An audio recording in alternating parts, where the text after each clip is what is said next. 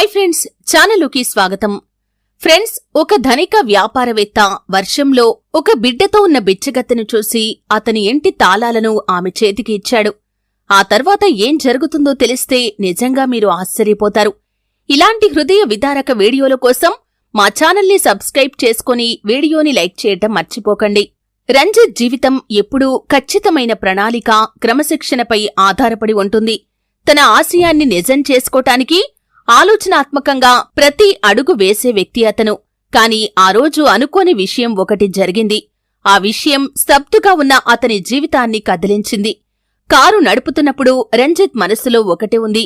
Business meeting కోసం ఎయిర్పోర్ట్కి వెళ్తుండగా అతని కళ్ళు రోడ్డు పక్కన నిల్చున్న ఓ మహిళపై పడ్డాయి. ఆమె తన చేతిలో ఉన్న ఒక బిడ్డతో నిలబడి ఉంది. ఆమె మొహంలో ఎంతో నిస్సహాయత కనిపించింది. దీంతో ఆమెను విస్మరించటం సాధ్యం కాలేదు అతనికి. ఆ మహిళ బట్టలు సాదాసిదాగా ఉన్నాయి. కాని ఆమె కళ్లల్లో ఏదో చెప్పుకోలేని కథ అతనికి కనిపిస్తోంది. రంజిత్ హఠాత్తుగా కారు ఆపాడు. తన అంతరాత్మ లోపల ఏదో తెలియని గొడవ జరుగుతున్నట్లు అనిపించి కొన్ని క్షణాల పాటు కారులో అలాగే కూర్చున్నాడు. చివరిగా కిటికీ అద్దాలను కిందకు దించాడు. మీకేమైనా హెల్ప్ కావాలా అని ఆమెను అడిగాడు. ఆ మహిళ తల పైకెత్తి అతని వైపు చూసింది. ఆమె కళ్లల్లో ఏదో తెలియని ఒక సంకోచం కనిపించింది. ఆమె మాట్లాడుతూ, నా బిడ్డ కోసం నాకు ఒక సురక్షితమైన ప్రదేశం కావాలి అని అడిగింది చాలా చిన్న స్వరంతో. ఆ మాటలకు రంజిత్ వెంటనే కారులోంచి దిగాడు. ఆ మహిళను, ఆమె బిడ్డను జాగ్రత్తగా గమనిస్తున్నాడు. ఆ దృశ్యం ఏదో నార్మల్ సంఘటనలాగా ఏమీ కనిపించలేదు రంజిత్కి. చాలా క్లిష్టంగా ఉన్నట్లు అనిపించింది. వెనక సీట్లో కూర్చోండి, నేను మిమ్మల్ని ఈ పరిస్థితుల్లో ఇక్కడ వదిలి వెళ్లలేను అన్నాడు కాన్ఫిడెంట్గా. ఆ మహిళ కాసేపు అయోమయంలో పడింది. ఆమె అడుగులు పడట్లేదు. కాని ఆమె బిడ్డ బరువు మరియు తీవ్రమైన అలసట ఆమెను కార్లో ఎక్కేలా చేశాయి. ఆమె నెమ్మదిగా కారులో కూర్చుంది. పిల్లవాడు చిన్నగా మూలుగుతున్నాడు. బహుశా అతనికి ఆకలిగా ఉండొచ్చు అంటూ రంజిత్ వెనుతిరిగి అన్నాడు. ఆ మహిళ చిన్నగా నవ్వింది. ఆమెలో తీవ్రమైన అలసట కనిపించింది. వీడి పేరు భార్గవ్. ఈ రోజంతా వీడు పెద్దగా తిన్నదేమీ లేదు అని ఆమె రంజిత్తో చెప్పింది. రంజిత్ ఇంజిన్ స్టార్ట్ చేసి ఇలా అన్నాడు. హో, భార్గవ్ అనేది చాలా మంచి పేరు. డోంట్ వరీ, మీకు ఇప్పుడే నేను ఫుడ్ ఆర్డర్ చేస్తాను అన్నాడు. ఇక తన కార్ ఇప్పుడు రంజిత్ భవనం వైపు వెళ్తోంది. దారిలో ఇద్దరి మధ్య నిశ్శబ్దం ఆవరించింది. కాని ఆ నిశ్శబ్దంలో ఎన్నో ఆలోచిస్తున్నాడు రంజిత్. ఇలాంటి నిర్ణయం ఎందుకు తీసుకుని ఉంటుంది? ఇలాంటి కాస్త సమయంలో ఒక అపరిచితుణ్ణి నమ్మటం అనివార్యమని ఆ మహిళ భావించి ఉండవచ్చు అనుకున్నాడు. ఇక తన కారు ఇంటికి చేరుకోగానే ఎదురుగా ఉన్న భవనం తలుపులు తెరుచుకోవటంతో ఆ మహిళ ఆశ్చర్యంగా చుట్టూ పరికించి చూసింది. మీ ఆరోగ్యం కుదుట పడే వరకు ఈ ప్రదేశమే మీకు తాత్కాలిక ఆశ్రయం అంటూ చిన్న గొంతుతో చెప్పాడు. ఆ మహిళ తన కొడుకును గట్టిగా పట్టుకొని సంకోచిస్తూనే అతన్ని చూసింది. ధన్యవాదాలండి, ఎలా మీ రుణం తీర్చుకోవాలో నాకు తెలియదు అని చెప్పింది. ఇక రంజిత్ ఒక తాళం చెవిని ఆమె చేతికి అందిస్తూ, మీరు ఏమీ రుణం తీర్చుకోవలసిన అవసరం లేదు. రేపు నేను మీకు ఎలా సహాయపడగలను అనే విషయం గురించి మాట్లాడతాను. ఇప్పుడు రిలాక్స్ అవ్వండి అన్నాడు. ఆ మహిళ అదొక అమూల్యమైన వస్తువు అన్నట్లుగా తాళం చెవిని గట్టిగా పట్టుకుంది. నా పేరు అనసూయ, నా బిడ్డ పేరు భార్గవ్ అంటూ కొడుకువైపు చూస్తూ, మేము మిమ్మల్ని ఇబ్బంది పెట్టాము అంది చిన్న గొంతుతో.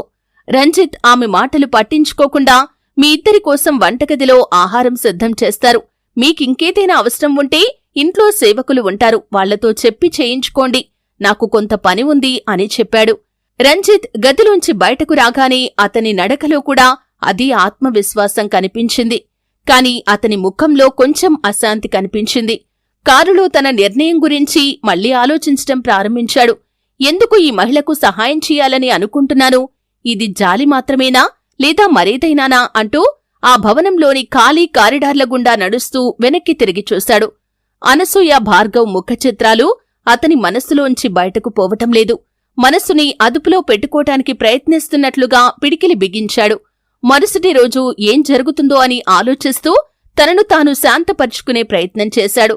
కాని అతని మనసులో ఎక్కడో చిన్నగా అనిపిస్తుంది ఏంటంటే, ఈ కలయిక తన జీవితాన్ని మార్చబోతుందని భావించాడు.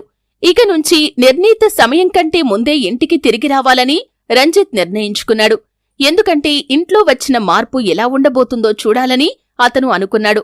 మరుసటి రోజు ఆఫీస్ నుంచి గబాగబా తన ఇంటికి వచ్చాడు. రాగానే మెయిన్ డోర్ దగ్గర అడుగు పెట్టగానే అతని వినికిడి శక్తి వేగం పుంజుకుంది. పై అంతస్తు నుంచి నవ్వుల శబ్దం, చిన్న చిన్న మాటలు వినిపించాయి. ఈ శబ్దాలు అతని ఇంట్లో ఇంతవరకు ఎప్పుడూ వినిపించలేదు. ఎందుకంటే ఎన్నో సంవత్సరాల నుంచి ఆ ఇంట్లో నిశ్శబ్దం మాత్రమే ఆవహించి ఉంది. మెట్లెక్కి అతను ఎటువైపు నుంచి మాటల శబ్దం వినిపిస్తుందో అటువైపు వెళ్లాడు. తలుపు దగ్గరికి వచ్చి చూడగా అనసూయ నేలపై కూర్చుని ఉండగా కొడుకు భార్గవ్ ఆమెతో నవ్వుతూ ఆడుకుంటున్నాడు. బొమ్మల మధ్య ఒక మృదువైన టెడ్డీబేర్ ఉంది. దాన్ని భార్గవ్ పదే పదే పట్టుకోటానికి ప్రయత్నించి విఫలమైన ప్రతిసారీ అతని అమాయకమైన నవ్వు గది అంతటా ప్రతిధ్వనించింది. రంజిత్ గుమ్మం దగ్గర నిలబడి కాసేపు వాళ్లని అలాగే చూస్తూ ఉండిపోయాడు. ఆ దృశ్యం అతన్ని స్థిమితపరిచింది. చాలా సంవత్సరాల తర్వాత అతను తన ఇంట్లో అటువంటి నిజమైన స్వచ్ఛమైన ఆనందాన్ని చూశాడు. అతని కళ్లల్లో కొంచెం మృదుత్వం కనిపించింది. దీంతో ఇక్కడ ఎవరో చాలా సరదాగా గడుపుతున్నట్లుగా కనిపిస్తోంది అని మాట్లాడుతూనే గదిలోకి అడుగుపెట్టాడు రంజిత్. అనసూయ వెంటనే అతని వైపు చూసి గబగబా లేచి నిలబడింది. ఆమె మొహంలో కొంచెం కంగారు కనిపించింది. వెంటనే లేచి ఆమె తన చీరను సరిచేసుకుంటూ, క్షమించండి, నేను మిమ్మల్ని ఇబ్బంది పెట్టాను అంటూ ఆమె సమాధానమిచ్చింది. రంజిత్ సైగ చేసి ఆమెను ఆపాడు. ఆమె ఆ మాటలను అస్సలు పట్టించుకోలేదు. నేనేమీ ఇబ్బంది పడటం లేదు అంటూ రంజిత్ ఆమెతో ఇలా అన్నాడు. అనసూయ, మీరిద్దరూ ఇక్కడ హాయిగా ఉండొచ్చు. ఇప్పుడు ఇది నా ఇల్లు మాత్రమే కాదు, మీది కూడా అన్నాడు. అనసూయ కొంచెం సంకోచిస్తూ, నేను భార్గవ్ని ఊరుకోబెడుతున్నా అని చెప్పింది. ఈ పిల్లోడు రోజంతా బాగా అల్లరి చేస్తాడు అని చెప్పటం మొదలుపెట్టింది. భార్గవ్ మరోసారి టెడ్డీబేర్ను తన వైపు లాక్కొని బిగ్గరగా నవ్వాడు. ఆ పిల్లాడి అమాయకత్వం రంజిత్ ముఖంలో చిన్న చిరునవ్వును తీసుకుని వచ్చింది. కాని ఆ ఆనందం క్షణం సేపు కూడా మిగల్లేదు. ఆ తర్వాత మెయిన్ డోర్ తెరుచుకోవటం, హై హీల్స్ షూ శబ్దంతో ఆ ఇంటి వాతావరణం మొత్తం మారిపోయింది. ఆ గొంతు రంజిత్కి సుపరిచితమే. రంజిత్, నీతో మాట్లాడాలి అన్న ప్రియ గొంతు ఇంట్లో ప్రతిధ్వనించింది. రంజిత్ తలపట్టుకుని నిట్టూరుస్తూ, నేను ఇక్కడ్నుంచి వెళ్లాలికా, మీరు రిలాక్స్ అవ్వండి అనసూయ అంటూ ఆమెతో చెప్పాడు. భార్గవ్కి ఈ టెడ్డీబేరంటే చాలా ఇష్టం, జాగ్రత్త అంటూ చెప్పాడు. అనసూయ తల ఊపింది. కాని ఆమె కళ్లల్లో మళ్లీ అదే సంకోచం కనిపించింది. రంజిత్ మెట్లు దిగి వచ్చి చూడగా తన కజిన్ ప్రియా తన ఆఫీస్కు వెళ్తుండడాన్ని చూశాడు. ఆమె ఎప్పట్లాగే ఆత్మవిశ్వాసంతో పొజెసివ్గా నడుస్తోంది. గుమ్మం దగ్గరికి రాగానే, ఇప్పుడేం జరిగింది ప్రియా అని అడిగాడు. రంజిత్, నేను నిన్ను అడిగేది ఏంటంటే, ఇంట్లో ఎవరైనా ఉన్నారా అని అడిగింది. అవును, ఒక మహిళ మరియు ఆమె బిడ్డ క్లిష్ట పరిస్థితుల్లో ఉన్నారు. కాబట్టి నేను వారిని ఇక్కడ కొన్ని రోజులు ఉండటానికి తీసుకొచ్చాను అని రంజిత్ కుర్చీలో కూర్చొని చెప్పాడు. దీంతో ప్రియ పక్కున నవ్వింది. ప్రియ నవ్వులో వ్యంగ్యం, కఠినత్వం కనిపించాయి. మీరు ఇప్పటికీ చాలా అమాయకంగా ఉన్నారు. నువ్వు చూపించే దయను వినియోగించుకోటానికి ఆమె ఇదంతా చేస్తుందని మీకు అర్థం కాలేదా అని అడిగింది. దీంతో రంజిత్ మాట్లాడుతూ, నేనేం చేస్తున్నానో నాకు తెలుసు అంటూ శాంతస్వరంతో ఇలా అన్నాడు. ఆ మహిళకు నిజంగానే సహాయం కావాలి అని. రంజిత్ ప్రశాంతంగా జవాబిచ్చాడు. సరే, ఇంతకీ ఆమె ఎవరు, ఆమె గతం ఏంటో మీరడిగారా అసలు అని మళ్లీ అడిగింది ప్రియా. రంజిత్ స్పందించలేదు. అతని మౌనం ప్రియను మరింత రెచ్చగొట్టింది. ఈ విషయం గురించి మళ్లీ ఆలోచించండి. బహుశా ఆమె మిమ్మల్ని ట్రాప్ చేసి ఉండొచ్చు. ప్రతి ఒక్కరూ నిజాయితీగా ఉండాల్సిన అవసరం లేదు కదా అని చెప్పింది. ప్రియ మాటలు విన్న రంజిత్ మనసులో ఏదో తెలియని అనుమానం తొంగిచూసింది. అనసూయ గురించి తనకు చాలా తక్కువ తెలుసని అప్పుడు గ్రహించాడు. ఆ రోజు రాత్రి మేడపైకి వెళ్లి చూడగా అనసూయ తన కొడుకును పడుకోబెట్టటానికి ప్రయత్నిస్తోంది. అతను కాసేపు గుమ్మం దగ్గర నిల్చొని మెల్లిగా ఇలా అన్నాడు. అనసూయ, నేను నీతో ఒక విషయం మాట్లాడాలి అన్నాడు. ఇక అనసూయ అతని వైపు చూసి బిడ్డను పడుకోబెట్టి లేచి నిలబడింది. ఏం జరిగిందండి అని రంజిత్ని అడిగిందామె. రంజిత్ ఆమె కళ్లలోకి సూటిగా చూస్తూ, నువ్వెవరివి అనసూయ, నువ్వు ఇబ్బందుల్లో ఉన్నావని నాకర్థమైంది. కాని నువ్విక్కడ ఎందుకున్నావో నాకు తెలియాలి అన్నాడు. అసలు నీ గతం ఏమిటి, నా దగ్గర ఏమైనా దాచిపెడుతున్నావా అని అడిగాడు. అనసూయ కళ్ళు ఒక్క క్షణం కోపంతో మెరిశాయి. కాని ఆమె తనను తాను శాంతపరుచుకుంది. నాకు సహాయం చేసినందుకు ధన్యవాదాలు. నాకు నీడనిచ్చినందుకు కృతజ్ఞరాలిని. అలా అని మీరు నన్ను ఇలా ప్రశ్నించాలని దీనర్థం కాదు. నాతో మీకు సమస్య ఉంటే చెప్పండి, ఇప్పుడే ఇక్కడ్నుంచి వెళ్ళిపోతాను. నేను ఎవరి నమ్మకాన్ని వమ్ము చేయటానికి ఇక్కడ ఉండటం లేదు అని చెప్పి తన వస్తువులను సర్దుకోవటం మొదలుపెట్టింది. ఆమె గొంతులో కోపం, ఆవేదన రెండూ కనిపించాయి. నేను మిమ్మల్ని సహాయం కోరాను, కాని మీరు నన్ను అవమానించాలని ఎప్పుడూ కోరుకోలేదు. నాకు నా కుమారుడికి వేరే సపోర్ట్ లేదు అని బాధతో చెప్పింది. దీంతో రంజిత్ ఏదో చెప్పటానికి నోరు తెరచాడు, కాని అతని నోటి నుండి మాటలు రావటం లేదు. ఇలా అడిగి ఆమెను బాధపెట్టినట్లు మొదటిసారి అతను చాలా బాధపడ్డాడు.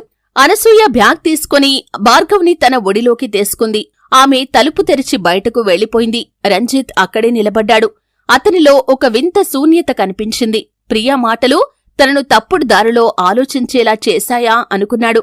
అనసూయ భార్గవ్ వెళ్లిపోయిన తర్వాత రంజిత్ భవనం శూన్యంగా మారింది. ప్రతి మూలలోనూ ఒక నిశ్శబ్దం ఆవరించింది. భార్గవ్ అమాయకపు నవ్వునే కాదు, అనసూయ ప్రశాంతమైన ముఖాన్ని కూడా తాను మిస్ అవుతున్నానని రంజిత్ గ్రహించాడు. ఆ బాధలో తనను తాను బిజీగా ఉంచటానికి ప్రయత్నించాడు. కాని వాళ్లే పదే పదే గుర్తుకొస్తున్నారు. తన మాటలకు, తన నిర్ణయానికి పశ్చాత్తాపడ్డాడు. ఓ రోజు రాత్రి ఆఫీసులో కూర్చుని ఉండగా అతనికి ఓ ఫోటో ఫ్రేమ్ కనిపించింది. ఈ ఫోటో అతని తల్లిదండ్రులది. సహాయం చేసేటప్పుడు స్వార్థం ఉండకూడదు అని వాళ్లు చెప్పిన మాటలు గుర్తొచ్చాయి. ఆ క్షణంలోనే అతను డిసైడ్ అయ్యాడు, ఎలాగైనా అనసూయ మరియు భార్గవ్ని వెతకాలని. దీంతో రంజిత్ ఒక ప్రైవేట్ డిటెక్టివ్ను ఏర్పాటు చేసుకున్నాడు. కొద్ది రోజుల్లోనే రంజిత్కి కొన్ని విషయాలు తెలిసాయి. అనసూయ ఒకప్పుడు మంచి మెడికల్ స్టూడెంట్. ఆమెకు పెద్ద పెద్ద కలలు ఉండేవి. కాని రోడ్డు ప్రమాదంలో ఆమె తల్లిదండ్రులు మరణించటంతో ఆమె ఆశలన్నీ చిన్నాభిన్నమయ్యాయి. ఆ తర్వాత ఆమె ఒక వ్యక్తిని నమ్మింది. తన జీవితంలో అతనొక బద్ధ శత్రువుగా మారి ఆమెను వేధింపులకు గురిచేయటమే కాకుండా ఆర్థికంగా, మానసికంగా కుంగిపోయేలా చేశాడు. ఇప్పుడు ఆమె తన కుమారుడు భార్గవ్ని ఒంటరిగా పెంచటానికి కష్టపడుతుందని డిటెక్టివ్ ద్వారా అన్ని విషయాలు తెలుసుకున్నాడు రంజిత్. ఇదంతా తెలుసుకున్న రంజిత్కి తాను ఏదో తప్పు చేసిన భావనతో సతమతమవటం మొదలుపెట్టాడు. అసలు తనకు అనసూయ మీద ఎందుకు అనుమానం వచ్చింది? ఆమె కళ్లల్లో బలం, సత్యం ఎందుకు కనిపించలేదు తనకు అని తనను తాను ప్రశ్నించుకున్నాడు. ఇక నిజం తెలిసాక ఆలస్యం చేయకూడదు అనుకున్నాడు. వెంటనే తనకు దొరికిన అడ్రస్కి వెళ్లాడు. తలుపు తట్టగానే అతని మనస్సులో కొంచెం భయం కలిగింది. కాసేపటికి తలుపు తెరుచుకుని అనసూయ ఎదురుగా నిలబడింది. అతన్ని చూడగానే అనసూయ ముఖం భావోద్వేగాల సముద్రంలా మారిపోయింది. ఆమెలో ఆశ్చర్యం, బాధ, సన్నని ఆశ మొదలయ్యాయి. చెప్పండి రంజిత్, ఏంటిలా వచ్చారు అని చిన్నగా అడిగింది. రంజిత్ దీర్ఘంగా శ్వాస తీసుకున్నాడు. అనసూయ, నేను మీతో మాట్లాడాలనుకుంటున్నాను. నేను పెద్ద తప్పు చేశాను అన్నాడు. అనసూయ తలుపు వెనక నిలబడి ఉన్న భార్గవ్ని తన ఒడిలోకి ఎత్తుకుంది. ఇక రంజిత్ తల వంచుకుని ఇలా అన్నాడు, నేను మిమ్మల్ని అనుమానించాను. నేను మీకు అన్యాయం చేశాను. కాని ఇప్పుడు నాకు నిజం తెలిసింది. మీ జీవితంలో మీరు ఏ కష్టాలు అనుభవించారో, మీరు ప్రతి కష్టాన్ని ఎలా ఎదుర్కొన్నారో నాకు తెలుసు. నీలాంటి నిజాయితీపరురాలు, ధైర్యవంతురాలిని అనుమానించటం నేను చేసిన పెద్ద తప్పు అన్నాడు. అనసూయ ఏమీ మాట్లాడలేకపోయింది. ఆమె కళ్ళు చెమ్మగిల్లాయి. భార్గవ్ని గట్టిగా పట్టుకొని కన్నీళ్లు పెట్టుకుంది. నువ్వు భార్గవ్ ఇద్దరూ కలిసి నాతో తిరిగి రావాలని కోరుకుంటున్నాను అన్నాడు రంజిత్ చిన్న స్వరంతో. నిజమే, కాని ఈసారి నువ్వు అతిథిగా కాదు, నా జీవితంలో భాగం కావాలి, నా ఇంట్లో భాగం కావాలి అన్నాడు మనస్ఫూర్తిగా. రంజిత్ చెప్పిన మాటలు విని అనసూయ షాకైంది. ఆమె రంజిత్ని ఆశ్చర్యంగా చూసింది. ఇక రంజిత్ మాట్లాడుతూ, ఇది నిజమని నేను మిమ్మల్ని ఎలా ఒప్పించాలో చెప్పండి. మిమ్మల్ని ఒప్పించడానికి నేను చెయ్యగలిగిందంతా చేస్తాను. కాని మీరు నా జీవితాన్ని మార్చారని మాత్రం నేను చెప్పగలను అని చిన్న స్వరంతో అడిగాడు. నేనెప్పుడూ మిస్ కాకూడని అమ్మాయిగా నా జీవితంలోకి వచ్చావు. భార్గవ్ నవ్వు నా ఇంటిని వెలిగించింది.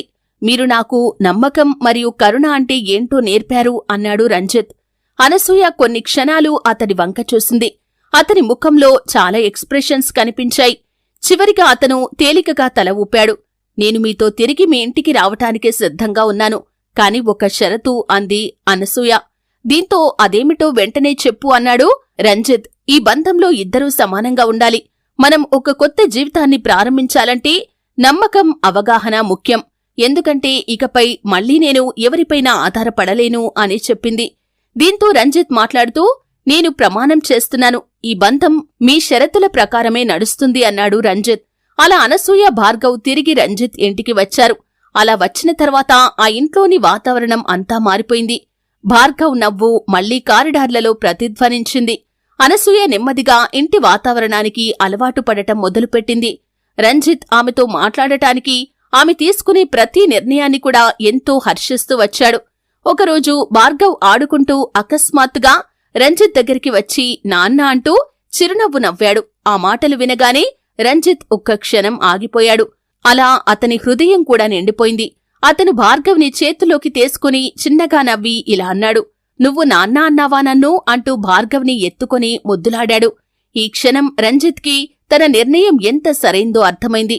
ఈ మార్పుతో సంతృప్తి చెందని ప్రియా మరోసారి రంజిత్ తాను తీసుకున్న నిర్ణయం మీద అతనే అనుమానపడేలా చేసింది. ఆమె రంజిత్ దగ్గరికి వచ్చి, నువ్వేం చేస్తున్నావో నీకు తెలుస్తుందా? నువ్వు చేసేది నిజంగా కరెక్టేనా అని మళ్లీ రంజిత్ని ఎగదోసింది. కాని ఈసారి రంజిత్ మొండిగా ప్రియా చెప్పిన మాటలు పట్టించుకోలేదు. నా నిర్ణయాన్ని ప్రశ్నించే హక్కు మీకు లేదు ప్రియా, ఇది నా ఇల్లు, ఇప్పుడు ఇది నా కుటుంబం అన్నాడు. ప్రియా ముఖంలో ఓటమి ఛాయలు కనిపించాయి. ఆమె ఇక ఏమీ వాదించకుండా శాశ్వతంగా ఆ ఇంటి నుంచి వెళ్లిపోయింది. అనసూయ, ఆమె కొడుకు భార్గవ్ మరియు రంజిత్ ఒక కొత్త జీవితాన్ని ప్రారంభించారు. వారి సంబంధానికి పునాది నమ్మకం, ప్రేమ మరియు కొత్త ఆశలపై వాళ్ల బంధం కూడా బలపడింది. ఈ కథ ఇప్పుడు కేవలం సహాయం చేయటం కోసమే కాదు, ఒక కొత్త జీవితానికి సంబంధించి ఒకరి మీద ఒకరు ఆధారపడేలా చేసి బలంగా రూపుదిద్దుకుంది. ఫ్రెండ్స్, ఇది మరి ఇవాల్టి మన వీడియో. ఈ వీడియో మీకు ఎలా అనిపించింది? వీళ్ల బంధం గురించి మీరేమనుకుంటున్నారో కింద కామెంట్ సెక్షన్లో మీ అభిప్రాయాన్ని తెలియజేయండి. ఈ వీడియో మీకు నచ్చితే లైక్ చేసి మీ ఫ్రెండ్స్ అందరికీ ఖచ్చితంగా షేర్ చేయండి.